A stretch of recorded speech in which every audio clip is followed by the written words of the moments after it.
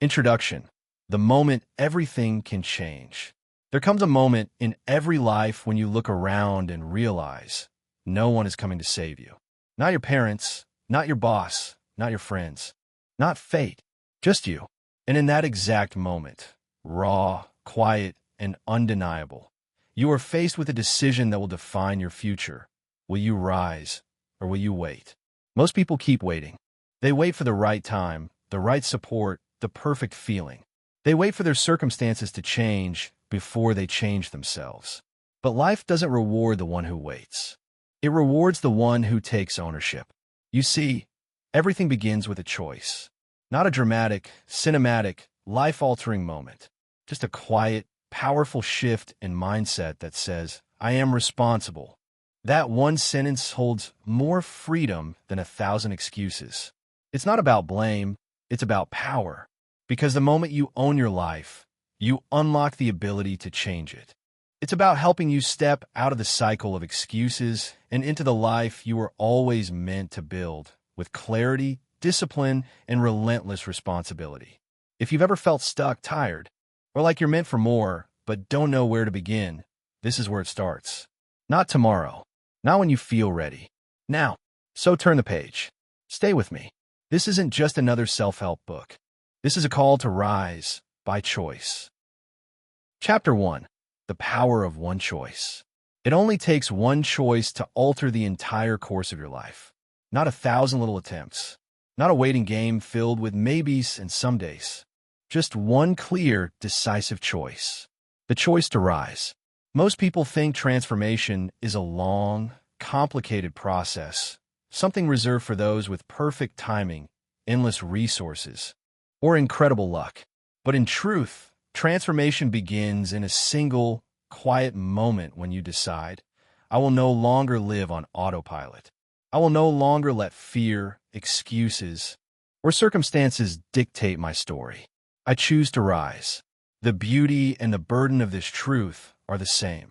No one else can make that choice for you. The world is full of distractions, entertainment, endless opinions, shiny temptations, all designed to pull your focus outward. But your real power lives inward. It lives in the moments when you stop blaming, stop waiting, and start owning your next move. Ownership is not about being perfect. It's about being responsible. It means admitting where I am today is largely a result of my past choices. And where I go tomorrow depends on the choices I make today. You don't need more permission. You don't need better circumstances. You need a better decision right now. Every great story, every great life, every breakthrough begins the same way, with one courageous decision. Not a loud announcement to the world, but a quiet promise you make to yourself. It's not the world's permission you need. It's your own. Think about it. How many dreams have been lost because someone kept postponing their choice? How many lives have stayed stuck? Not because of lack of opportunity, but because of hesitation, fear, and waiting for a sign that never came? Inaction has a cost. Waiting has a price. And that price is often your peace, your growth, your potential. One choice to believe in yourself. One choice to take the first step even when you're scared. One choice to stop blaming others and start building your life. Small doors lead to great rooms. One decision, even if it seems small today, can open up paths you never thought possible. A simple yes to your own growth. A yes to facing discomfort. A yes to showing up even when it's hard. Real change isn't about finding the perfect plan. It's about committing to the imperfect action. It's about becoming the kind of person who acts despite fear, who moves despite uncertainty, who chooses progress over comfort. You don't have to know exactly where the road leads. You only need the courage to take the first step. Action creates clarity. Action reveals possibilities that fear hides from you. In the end, your life won't be defined by what you hoped for or talked about. It will be defined by what you chose day after day, moment after moment. And it starts with one choice, the decision to rise. Choose to lead yourself. Choose to fight for your growth. Choose to become who you were meant to be. Make the choice. Not tomorrow. Not when you feel ready. Today. One choice, the right choice, can change everything. Chapter 2. Own your life, 100% responsibility. If you want real power in life, there's only one path. Take full, unconditional responsibility for everything you can control. No half measures. No excuses. No blaming the world, the economy, your parents, or your past. Just you, owning your choices, your mindset, your actions, and your future. It's a hard truth. Most people will spend their lives believing that something outside of them is the reason they can't move forward. They'll point fingers, wait for better conditions, or hope someone else changes first. But here's the brutal reality. As long as you blame, you stay stuck. As long as you wait, you stay behind. Responsibility is not a burden. It's your liberation. When you say, "My life is mine to shape," you shift from victim to creator. Suddenly, you realize that while you may not control every circumstance, you always control your response. You control your effort. You control your attitude. You control how you show up when life gets hard. And that's where real power lives. Taking 100% responsibility means no more easy outs. It means standing in front of the mirror and saying, "Where I am today is a reflection of my decisions. And where I go from here is entirely up to me." It's uncomfortable. It forces you to admit mistakes. It forces you to see where you have been playing small, avoiding hard truths, and hiding behind excuses. But once you accept full responsibility, a transformation begins. You stop waiting for perfect timing. You stop hoping someone will fix it for you. You stop wasting energy on anger, resentment, and frustration. Instead, you use that energy to build, to improve, to climb. Every great leader, every successful person, every fulfilled human being you admire, they all have this in common: radical ownership. They don't blame. They don't hide. They own their decisions, their failures, and their growth. And because of that, they keep moving forward while others are stuck spinning in place. Ask yourself, what areas of your life have you been avoiding responsibility for? Your health? Your career? Your relationships? Your habits? Your dreams? Were you still hoping that someone else will change first? Were you still telling yourself, "It's not my fault"? Recognizing these areas isn't about guilt or shame. It's about reclaiming your power. When you own it all, the good, the bad, the ugly, you take the steering wheel back. Life doesn't just happen to you anymore. You happen to life. And here's the secret no one tells you. Taking responsibility feels hard at first, but over time, it makes life easier. It gives you clarity. It strengthens your confidence. It sharpens your decision-making. You stop second-guessing, but when you live with 100% responsibility, you don't crumble under pressure. You don't fold at the first setback. You adapt. You adjust. You endure. Because you're no longer waiting, you are leading. The truth is simple. You cannot rise if you refuse to own where you stand. This is your life. Your one shot. Own it fully, unapologetically, relentlessly. Own your dreams. Own your mistakes. Own your habits. Own your growth. Own your future. Because when you do, no one, not your past, not your circumstances, not your fears, can stop you. It all begins with a choice. I own my life, and I am responsible for what I build from here. Chapter 3. Stop playing the blame game. Blaming others is the fastest way to give away your power. It feels good in the moment. It gives you a temporary sense of relief. It's not my fault. But every time you blame, you're handing control of your life to someone or something else. Blaming keeps you small. It keeps you stagnant. It convinces you that you are powerless when, in reality, you are anything but. The blame game is seductive because it spares your ego. It makes failure, disappointment, and pain feel like someone else's problem. If only my parents had supported me more, if only my boss recognized my potential, if only the economy was better. These stories feel comforting. They protect you from the uncomfortable truth. That growth requires accountability. But comfort is not your friend if you want to rise. Growth demands discomfort. It demands that you look yourself in the mirror and say, "Maybe I could have done better. Maybe I could have fought harder. Maybe I could have made a different choice." Blame feels safe, but it's a trap. Every time you say, "It's because of them," you give up the only thing that can change your life: your ability to act, to adjust, to get better. Here's the truth. The people who have the most excuses usually have the least progress. The people who have the hardest stories to tell often have the strongest reasons not to rise. And yet some do. Some choose to stop pointing fingers and start taking action. What separates them? Mindset, courage, responsibility. You can't control the weather, but you can control how you prepare for the storm. You can't control every person you meet, but you can control how you respond to negativity.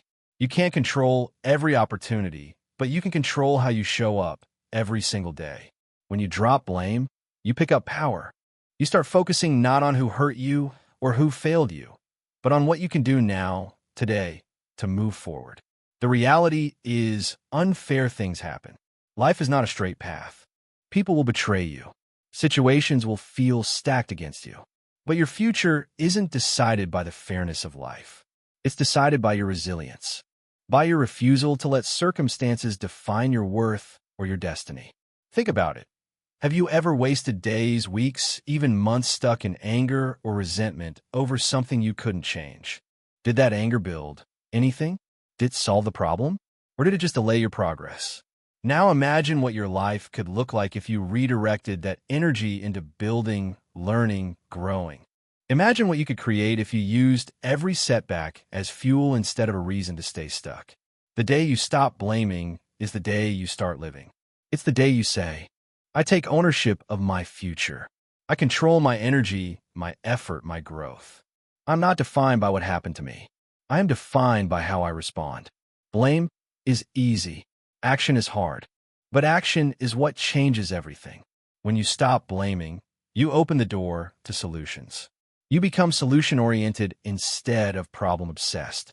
You ask better questions. What can I learn? What can I do differently next time? How can I use this pain to grow stronger? You don't have to be perfect. You just have to be willing to drop the story that says your life is someone else's responsibility. Because it's not. It's yours. It's always been yours. And the sooner you own it, the sooner you can build something extraordinary from it. Let today be the day you stop blaming and start becoming. Chapter 4. You are not a victim. There is a dangerous lie that too many people believe, that they are powerless, that they are trapped, that life is something happening to them instead of something they are creating. Victimhood feels safe. It gives you an identity. It gathers sympathy. It justifies why you're stuck. But make no mistake, living in a victim mindset is the fastest way to destroy your potential. You're not a victim, not of your past, not of your circumstances, not of your failures. It is inevitable. What is optional is whether you stay there, whether you let pain define you or refine you. Victimhood whispers, stay small. It's not your fault. You can't help it. Responsibility roars, stand up. You're stronger than you think. You can change this. Victim thinking convinces you that your best days are behind you, that your future is at the mercy of others. But every moment you choose to stay in that mindset, you are surrendering your freedom. Freedom doesn't come from blaming, waiting, or wishing. It comes from realizing, I get to decide what happens next. Choosing not to be a victim doesn't mean pretending everything is fine. It doesn't mean denying your struggles. It means refusing to let those struggles become your identity. It means saying, this hurt me, but it won't define me. It means reclaiming your narrative. The most powerful people you know weren't born lucky. They weren't handed a golden ticket. They endured pain, too. But instead of wearing their pain as shackles, they turned it into armor. Instead of staying stuck, they chose to rise. Every time life knocks you down, you have a choice. Stay on the ground and collect reasons why you can't get up. Or rise, brush the dirt off, and keep climbing. You were never meant to live a small life shaped by old wounds. You were built to overcome, to adapt, to grow stronger. When you stop identifying as a victim, you reclaim your energy. You stop wasting time telling sad stories about why you can't, and start building reasons why you can. You start showing up differently, speaking differently, acting differently. Victimhood says, I'm helpless. Ownership says, I'm powerful. Victimhood says, why is this happening to me? Ownership asks, what can I learn from this? Victimhood blames the storm. Ownership learns how to sail through it. You don't get to choose every circumstance, but you always get to choose your mindset. And mindset is the difference between staying stuck and breaking free. Look at your life right now. Where are you telling yourself a victim story? Where are you replaying the same old narrative about why you can't have, do, or become more? Challenge that story. Rewrite it. You're not powerless. You're not trapped. You're not done. You're just getting started. The past does not define you. Pain does not define you. Failure does not define you. Your choices define you. Your courage defines you. Your resilience defines you. Victimhood is comfortable, but freedom is worth the fight. And it begins the moment you stand up and say, I'm not a victim. I'm a creator. I choose to rise. Chapter 5. Less talk, more action. The world is full of talkers. People who dream out loud, who plan endlessly, who announce every intention, but rarely move. They have grand ideas and noble aspirations, yet their lives remain exactly the same year after year. Why? Because talk without action is an illusion. It feels productive, but it builds nothing. The truth is simple. Action is the only language results understand. Talking about your goals feels good. It gives you a temporary rush of motivation. It creates an illusion of progress. But nothing changes until you act. No idea, no matter how brilliant, matters if it stays locked in your mind. No dream becomes reality without steps. Messy, imperfect, courageous steps. The gap between where you are and where you want to be is bridged by action, not more talking. People often wait for perfect clarity before moving. They want to know every detail, every outcome, every guarantee before they take the first step. But perfection is a myth. Clarity comes from action, not before it. When you move, even in uncertainty, you learn. You gather information. You grow stronger. You gain momentum. Action, not talk, unlocks opportunities you can't even see from a distance. The most successful people you know didn't wait until they were ready. They acted while scared. They acted while uncertain. They acted without applause. And because of that, they built something real. Here's the brutal truth. Dreams are easy. Discipline is hard. Excuses are easy. Execution is hard.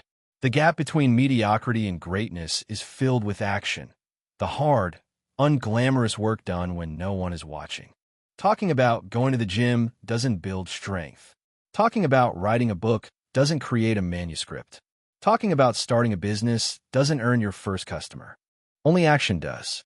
Ask yourself honestly, how much time have you spent talking about the life you want versus building it? How many conversations, how many daydreams, how many some days have delayed your first real step? You don't need more inspiration. You don't need more perfect plans. You need to move, to start, to commit. Even messy action is better than perfect intentions. Every step forward teaches you something. Every stumble makes you wiser. Every attempt, even if it fails, pushes you closer to mastery. And here's the beautiful thing about action. It builds confidence. It silences fear. It drowns out doubt. Every time you act, you prove to yourself that you are capable of more than you thought. Momentum is a powerful force. Once you start moving, even a little, you tap into an energy that talking alone can never create. Less talking, more building, less dreaming, more doing. Make your ambitions visible through your effort, not your words. Let your actions speak so loudly that you don't have to convince anyone, including yourself, that you're serious. At the end of the day, the world doesn't remember what you intended to do. It remembers what you actually did. You have a vision. You have a calling. But it won't manifest itself through wishes or declarations. It will come alive through commitment, consistency, and action. Today is the day to act, not to talk.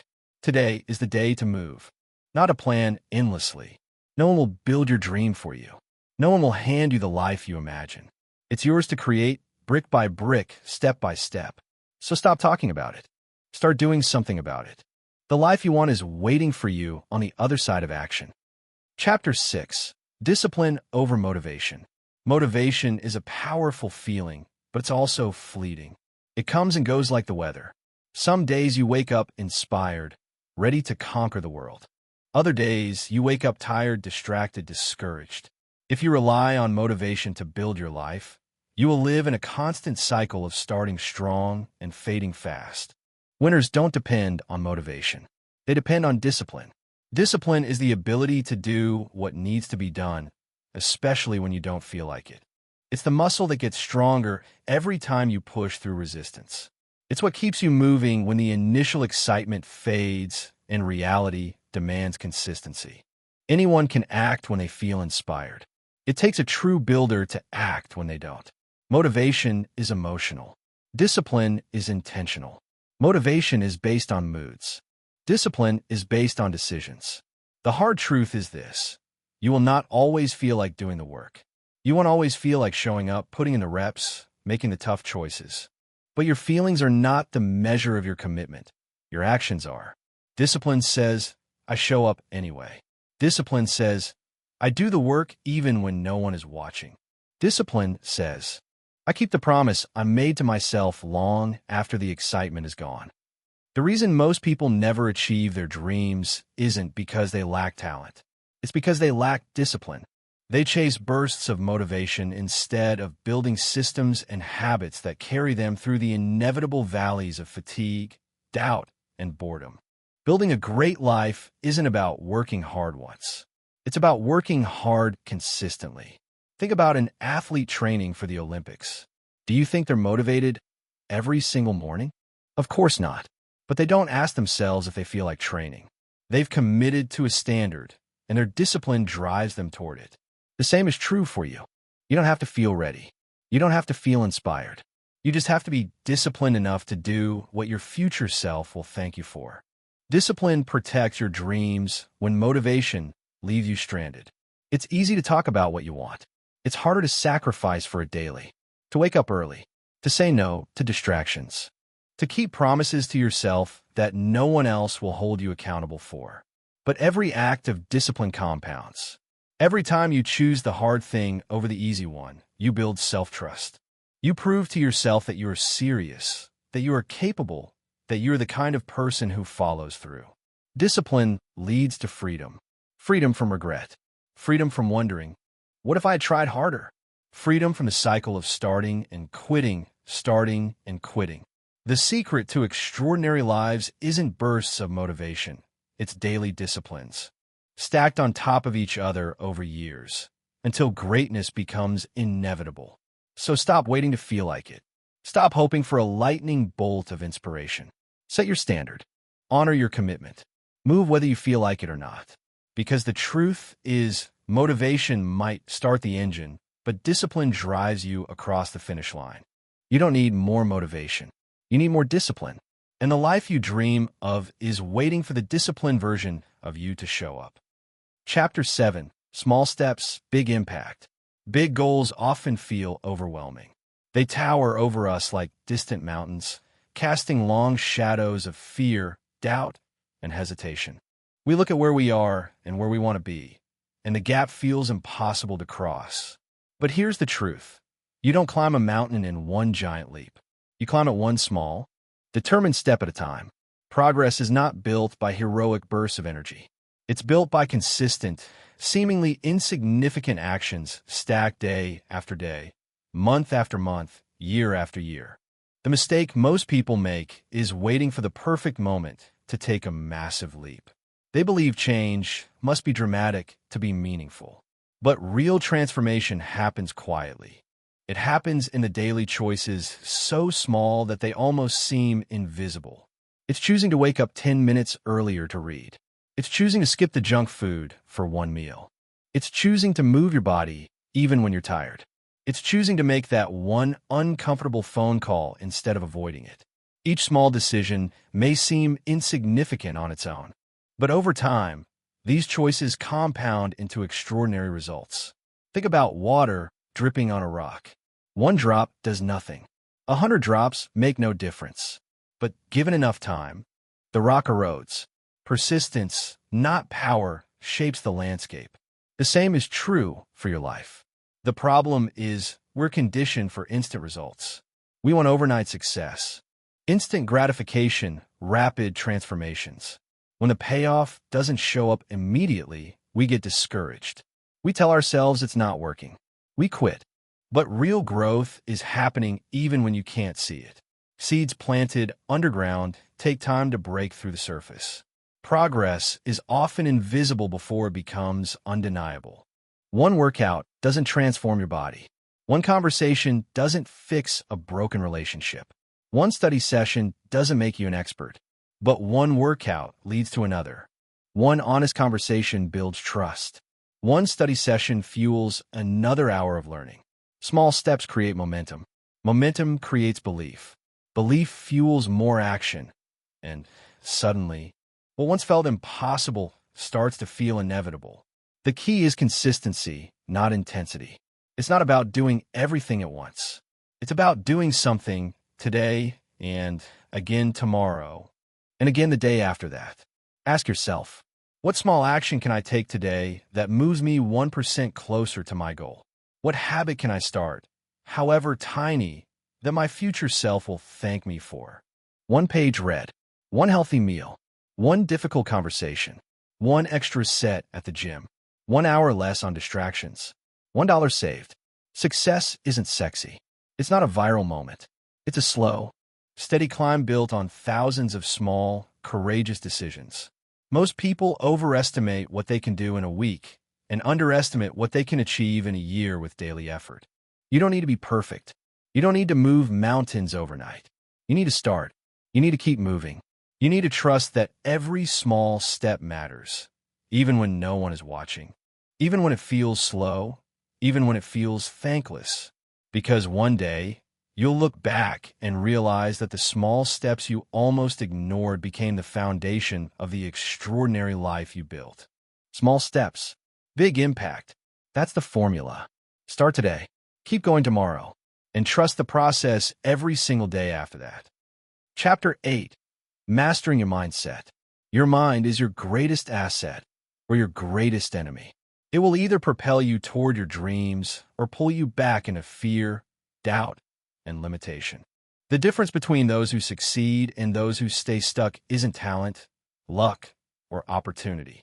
It's mindset. Everything starts in the mind. Your beliefs shape your behavior. Your thoughts influence your actions. Your inner dialogue determines your outer results. If you believe you're capable, you act with courage.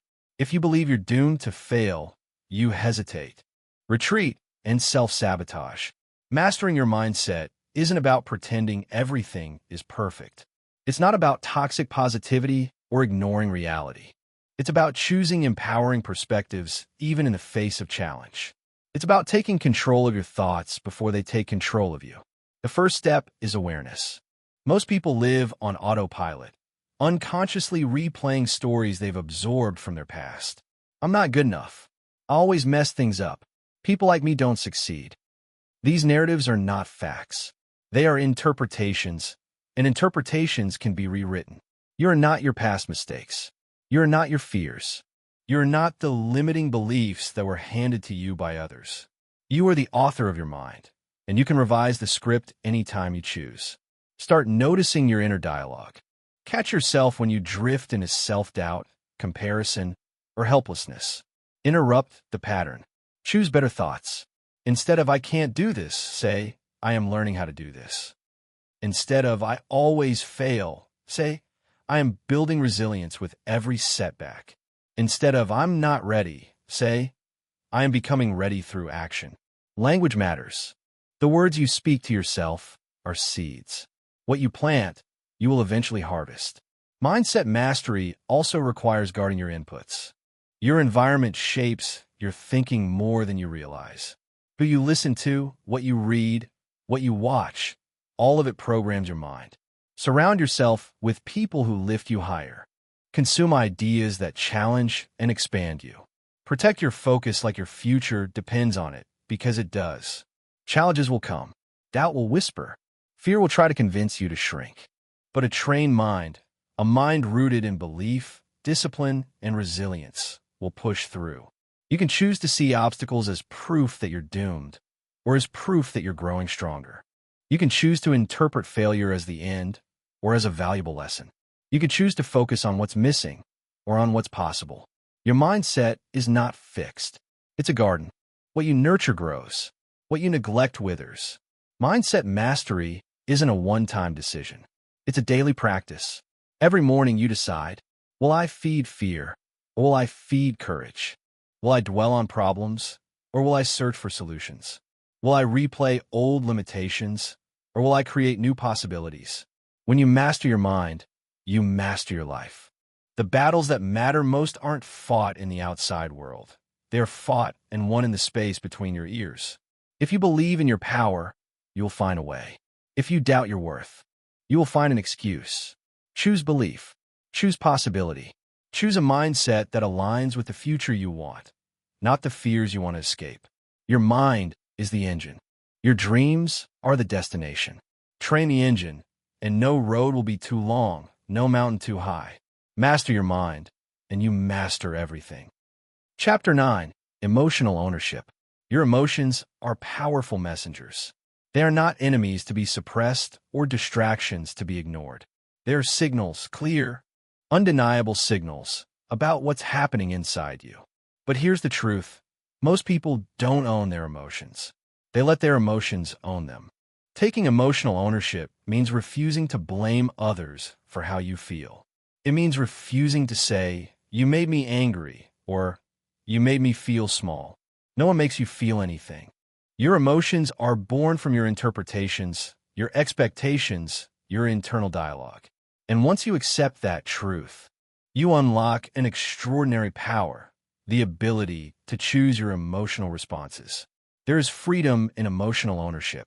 Freedom from the constant roller coaster of being triggered by every comment, every setback, every minor disappointment. When you take responsibility for your emotional state, you stop outsourcing your peace to external circumstances. You stop waiting for the world to change so you can feel better. You realize you have the power to change how you feel right now, from within. But emotional ownership requires radical honesty. You must be willing to sit with your emotions without judgment, to face your anger, your sadness, your fear, not to suppress them, but to understand them, to ask, what is this emotion trying to tell me, instead of immediately reacting or running away. Anger might be telling you that a boundary has been crossed. Sadness might be reminding you of what truly matters. Fear might be showing you where you still doubt your strength. These emotions are not flaws. They are data. They are opportunities for deeper awareness, for intentional action. The mistake many people make is either resisting their emotions or drowning in them. They either shove them down, pretending everything is fine, or they become consumed by them, losing all perspective. Emotional ownership is the middle path. Feel fully. Process intentionally. Respond wisely. When you take ownership of your emotions, you step into leadership, not just over your external life, but over your internal world. You lead yourself first from the inside out. And when you can lead yourself through fear, through frustration, through disappointment, there's nothing you cannot overcome. Mastery over your emotions doesn't mean you never feel negative emotions. It means negative emotions no longer control you. It means you can feel the storm without becoming the storm. It means you can experience doubt and still choose action. It means you can experience fear and still choose courage. The world will not always be kind. People will disappoint you. Plans will fall apart. Expectations will be unmet. That's not cynicism. That's reality. But when you own your emotional experience, you are no longer at the mercy of an unpredictable world. You become steady. You become strong. You become someone who can be trusted with bigger dreams, bigger responsibilities, and bigger impact. Every day offers you the chance to practice emotional ownership. When traffic slows you down, when someone criticizes you, when plans change, you can either react blindly or you can pause, breathe, and respond with intention. That pause, that breath, is where your power lives. Emotional ownership is not about becoming robotic. It's about becoming resilient. It's about staying deeply human, feeling everything, and yet refusing to be ruled by temporary emotions. It's about recognizing that how you feel in any given moment is information, not identity. You are not your anger. You are not your fear. You are not your sadness. You are the observer, the chooser, the creator. And when you live from that place, You rise above circumstances that used to break you. Emotions are powerful, but you are more powerful still. Own your emotions or be owned by them. The choice, as always, is yours. Chapter 10. Keep learning, keep rising. Growth is not a destination. It's a lifestyle. It's a relentless, never-ending commitment to becoming more, to understanding deeper, to stretching beyond what you thought was possible. If you want to keep rising, you must keep learning. Many people graduate from school and unconsciously decide that their learning days are over. They close the book on growth, believing they've learned enough to get by. But the truth is the world keeps evolving. Challenges keep getting tougher. Opportunities keep demanding more of you. If you're not learning, you're falling behind, not just in knowledge, but in who you are capable of becoming. Learning isn't confined to classrooms. It's woven into every conversation, every setback, every new experience. Life itself is the ultimate teacher, and it never stops giving lessons. The question is, are you paying attention? When you embrace lifelong learning, you unlock a secret advantage. You stay adaptable when others get rigid. You stay curious when others grow complacent. You stay hungry when others settle. Learning keeps you sharp.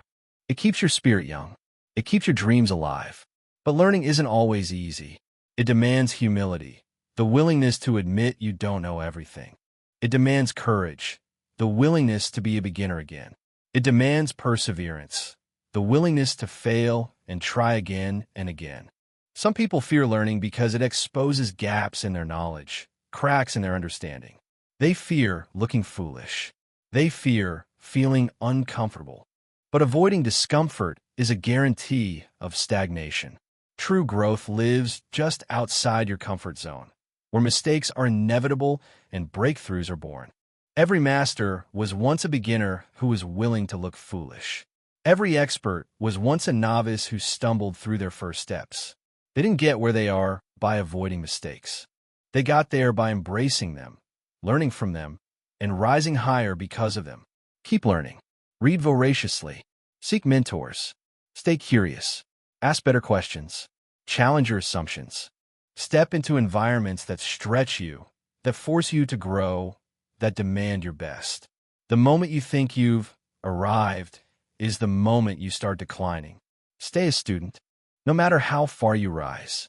Learning isn't just about gathering information. It's about transformation. It's about applying what you learn, living it, embodying it until it changes you at a core level. Knowledge without action is just trivia. But knowledge turned into action becomes power. And here's the truth. The world is moving faster than ever. Industries evolve. Technologies shift. New ideas emerge daily. Those who rise are not the ones who resist change. They're the ones who learn, adapt, and innovate. They're the ones who see every new challenge not as a threat, but as an invitation to grow stronger. Your future success depends on your willingness to keep learning. Your future happiness depends on your ability to keep evolving. Your future greatness depends on your decision to remain forever a student of life. When you commit to learning, you commit to rising. When you commit to rising, you commit to becoming unstoppable. The books you read, the skills you develop, the perspectives you expand, they are not luxuries. They are necessities. They are the tools that will carve your path through a noisy, ever-changing world. Never let your pride get in the way of your progress. Never let your comfort zone become your prison. Stay humble. Stay hungry. Stay curious. Keep learning, and you will keep rising higher than you ever dreamed possible. Chapter 11. The Gift of Feedback. Feedback is one of the most powerful tools for growth, and yet it's one of the most feared. Most people flinch at the idea of being critiqued. They defend, deny, deflect. They take feedback as a personal attack rather than the priceless gift it truly is.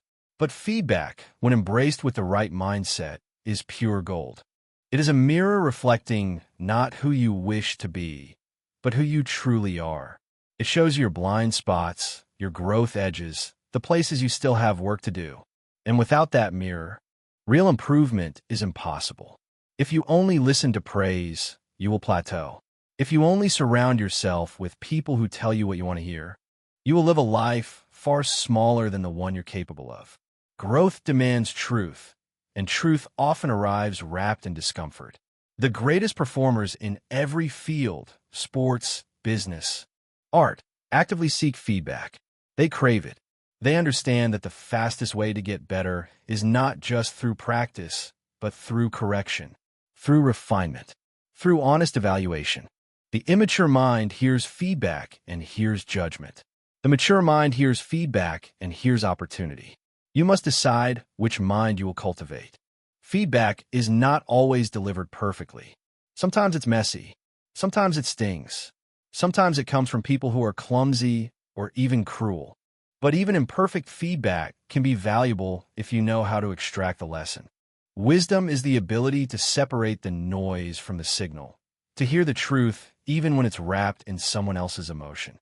Taking feedback, well, doesn't mean you blindly accept every opinion. It means you listen with curiosity, not defensiveness. You evaluate with discernment, not ego. You ask yourself, is there truth here that can help me get better? And if the answer is yes, even a little, you thank the feedback and you use it as fuel for your next level. The relationship you have with feedback is the relationship you have with growth. If you fear feedback, you fear growth. If you resist feedback, you resist your own potential. One of the most powerful questions you can regularly ask is, how can I improve? And mean it. And listen deeply to the answer. The people who rise the fastest are not the ones who think they have it all figured out. They're the ones who are hungry to learn, hungry to sharpen, hungry to stretch beyond their current limits. They are not threatened by correction. They are energized by it. Real feedback is a gift because it honors your potential.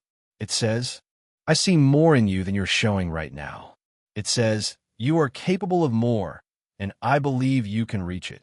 That is not criticism. That is belief. Protect yourself from the noise of mindless opinions, but remain wide open to the rare and precious voice that points you toward your best self. The faster you get over your fear of feedback, the faster you unlock new levels of excellence. The faster you welcome correction, the faster you rise above your past limitations. Do not shrink from feedback. Do not fear being seen imperfectly. Do not trade your growth for the comfort of your ego. Open your mind. Own your lessons. Rise higher than you ever could on your own. Feedback is not your enemy. It is your greatest ally, if you're brave enough to receive it. Chapter 12. Habits shape identity. You're not defined by your goals. You're not defined by your dreams. You're defined by your habits. Your daily behaviors, the actions you repeat without thinking, are sculpting your future in real time. Every choice, every routine, every tiny decision either reinforces the identity you want to create or anchors you to the one you're trying to outgrow. Most people focus on outcomes. Lose the weight, build the business, write the book. But outcomes are the result, not the cause. The cause is found in the habits, the systems, the processes, the invisible repetitions that stack up day after day. If you want to change your life, you must first change your habits. If you want to become someone new, you must act like that person before you feel like that person. Identity is not something you uncover. It's something you build. And it's built through action. When you choose to read instead of scrolling, you're not just consuming information. You're casting a vote for becoming a lifelong learner. When you choose to train even when you're tired, you're not just getting stronger. You're casting a vote for becoming a disciplined warrior. When you choose to speak up even when your voice shakes, you're not just communicating. You're casting a vote for becoming a courageous leader. Every action, no matter how small, is a ballot in the election of who you are becoming. Most people think change happens from the outside in, achieve something first, and then believe in themselves. But the real transformation happens from the inside out. You act your way into belief. You behave your way into becoming. Consistency beats intensity. One massive effort followed by burnout achieves nothing. 1,000 tiny efforts, compounded daily, will change everything. And here's the truth most people don't want to hear. Motivation fades. Excitement dies. Inspiration wears off. But habits endure. When motivation is gone, the habit carries you forward. When the excitement disappears, the habit keeps you in motion. When the doubts creep in, the habit reminds you, this is who I am now. Building powerful habits is not about willpower. It's about identity alignment. Every time you follow through, you reinforce the message. I'm the kind of person who does what they say they will do. That belief, solid, unshakable, is the true source of lasting transformation. Design your habits deliberately. Align them with the identity you are committed to becoming. If you want to be fit, prioritize the habit of movement. If you want to be wise, prioritize the habit of reading and reflection. If you want to be a leader, prioritize the habit of courage and action. It's simple. Not easy, but simple. Decide who you want to become. Ask yourself what habits that person would have. Then start living them. Before you feel ready, before you feel confident, before the results appear. Because the truth is, the results are inevitable when your habits and identity are in harmony. You don't rise to the level of your goals. You fall to the level of your habits. Shape your habits, and your habits will shape your destiny. Chapter 13. Give first, expect less. True strength is found not in how much you can take, but in how much you are willing to give. Most people operate from a place of scarcity. They give with conditions. They help with expectations. They serve while secretly keeping score. But the ones who rise highest, the ones who live with peace, impact, and abundance, understand a deeper truth. Real power is in giving without expectation. Give first, not because someone deserves it, not because you're guaranteed a return. Give because it is who you choose to be. Generosity is not about transaction. It's about transformation. It transforms your spirit. It transforms your relationships. It transforms the energy you move through the world with. When you give without keeping score, you tap into an unstoppable force. You create goodwill. You build trust. You attract opportunities you could never have calculated or controlled. You move from a mindset of what can I get to what can I contribute? And that shift changes everything. The truth is, no one owes you anything. Not recognition, not appreciation, not reciprocity. When you expect a return on every act of kindness, you set yourself up for resentment. You give away your emotional power to forces outside your control. But when you give freely, your time, your energy, your attention, your care, you reclaim your power. You are no longer operating from neediness. You're operating from abundance. You become the source, not the seeker. The world mirrors your energy. If you approach life demanding, grasping, clinging, you create resistance. If you approach life with openness, generosity, and trust, you create flow. This doesn't mean you allow yourself to be used or abused. Healthy boundaries are a form of self-respect. But true boundaries come from strength, not from bitterness. They are not walls to keep love out. They are gates to guide love wisely. Give your best where it is valued. Share your gifts without resentment.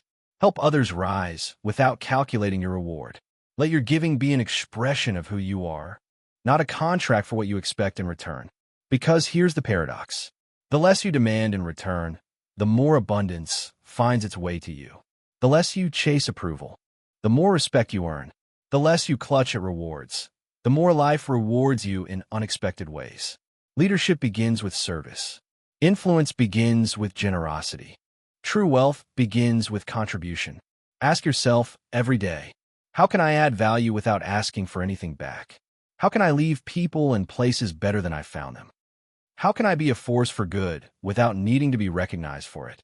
When you live from that space, your impact becomes limitless. You're no longer controlled by how others respond. You are no longer trapped by disappointment. You are free. You are powerful. You are unstoppable. Give first. Expect less. Trust the seeds you plant will bear fruit in ways you cannot predict. Because in the end, life doesn't reward those who demand the most. It rewards those who contribute the most, consistently, courageously, and unconditionally. Chapter 14. Design your environment. Willpower is powerful, but it is not infallible. Motivation is electric, but it is not eternal. Discipline is crucial, But even discipline bends under relentless friction. If you want to rise consistently, if you want to create sustainable success, you must design an environment that pulls you forward instead of dragging you back. Environment shapes behavior more than most people realize. You're not just a product of your will. You are a product of your surroundings. Your habits, your moods, your standards are heavily influenced by the spaces you inhabit and the people you allow close to you. If you are serious about transformation, you must stop trying to fight your environment and start building one that aligns with the person you are becoming. Look around you. Is your environment supporting your dreams or suffocating them? Is it filled with distractions, temptations, energy leaks, or with tools, inspiration, and momentum? An environment aligned with growth makes the right actions easier and the wrong actions harder. It reduces friction for good habits and increases resistance for destructive ones. If you want to read more, put books where you can see them. If you want to eat healthier, stock your kitchen with real food and remove junk. If you want to focus deeply, design a workspace that is clean, inspiring, and free from constant notifications. If you want to think bigger, surround yourself with people who are playing at a higher level. You cannot plant yourself in a toxic garden and expect to bloom. You cannot immerse yourself in negativity, laziness, and mediocrity and expect to rise. Growth is not just about grinding harder. It's about designing smarter. Audit your environment with brutal honesty. Who drains your energy? What triggers your worst habits? What do you consistently waste time, focus, and life? And then be bold enough to make changes. Sometimes that means changing your physical space. Sometimes that means upgrading your circle. Sometimes it means putting strong systems and boundaries in place to protect your focus like it's sacred. Because it is. You don't have to be perfect to thrive. But you do need to stop constantly fighting unnecessary battles created by a poorly designed environment. Make the right choice the easy choice. Make the wrong choice the hard choice. Set your world up to pull you forward automatically, like a current carrying you toward your future instead of away from it. It's not about relying on motivation forever. It's about creating momentum by design. Winners don't just try harder. Winners build worlds around themselves that make excellence inevitable. Every day, your environment is either training you for success or conditioning you for struggle. Choose wisely. Design deliberately. Rise intentionally. You are the architect of your environment, and therefore the architect of your destiny. Chapter 15. Lead yourself first. Leadership isn't about titles. It's not about authority. It's not about having followers. True leadership starts with one thing: mastering yourself. Before you can lead others, you must first lead yourself. Before you can inspire others, you must first live inspired. Before you can call others to a higher standard, you must first hold yourself to one. Self-leadership is the foundation of all external influence. Without it, words are hollow and actions are empty. The world doesn't need more people giving advice they don't live by. It needs more people whose lives are the evidence of their principles. Leadership begins when no one is watching. It's in the small disciplines you uphold when there's no applause. It's in the standards you maintain when cutting corners would be easier. It's in the promises you keep to yourself, especially when the temptation to quit screams loudest. If you cannot lead yourself through discomfort, how can you lead others through adversity? If you cannot govern your own emotions, how can you help others manage theirs? If you cannot take responsibility for your own outcomes, how can you ask others to do the same? Self-leadership demands brutal honesty. It means facing your weaknesses without excuses. It means confronting your fears without retreat. It means owning your flaws without shame, but also without complacency. You set the tone for your life. You are the thermostat, not the thermometer. You do not just react to the environment, you create it. The standards you live by in private will echo in the results you achieve in public. The disciplines you uphold in silence will shout louder than any words you could ever speak. Ask yourself daily, am I living in alignment with the values I preach? Am I showing up when it's hard? Not just when it's easy? Am I setting the example I would be proud to see others follow? Because make no mistake, you are leading someone right now. Maybe it's your family. Maybe it's your friends. Maybe it's someone watching from a distance who sees you as a silent mentor. You don't get to choose whether or not you lead. You only get to choose whether you lead consciously or unconsciously, courageously or carelessly. Let yourself first, not for applause, not for validation, but because greatness demands it, because your future demands it, because the highest version of you is waiting for you to step up. Self-leadership is not about perfection. It's about relentless commitment to growth. It's about rising after every fall. It's about choosing integrity over convenience, purpose over comfort, action over excuses. When you can lead yourself through doubt, through difficulty, through discomfort, you become unstoppable. And when you lead yourself powerfully, others cannot help but be drawn to your example. The world needs leaders who embody what they preach. Be that leader. Let yourself first. Conclusion: you were always the answer. Everything you've been searching for, strength, courage, discipline, success, fulfillment, was never somewhere out there. It was always inside you. You're not powerless. You're not broken. You're not waiting for permission. You are not a victim of circumstances beyond your control. You are the author. You are the architect. You are the force that shapes your future, one decision at a time. Every chapter of this journey has pointed to one fundamental truth. You rise by choice, not by luck, not by waiting, not by hoping the world changes first. You rise when you take full ownership of your life.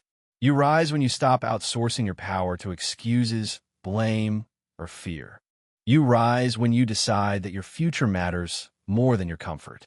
You rise when you commit to daily action, even when it's invisible, even when it's hard. The world will offer you endless distractions. It will offer you shortcuts that go nowhere. It will offer you 1,000 reasons to settle, to quit, to shrink. But the choice, the real choice, will always be yours. Will you rise when it's uncomfortable? Will you rise when no one is watching? Will you rise not because you have to, but because you can? This isn't about being perfect. It's about being relentless. It's about waking up every day and choosing growth over stagnation, courage over fear, action over apathy. It's about understanding that you were never waiting for a savior. You were never missing a secret ingredient.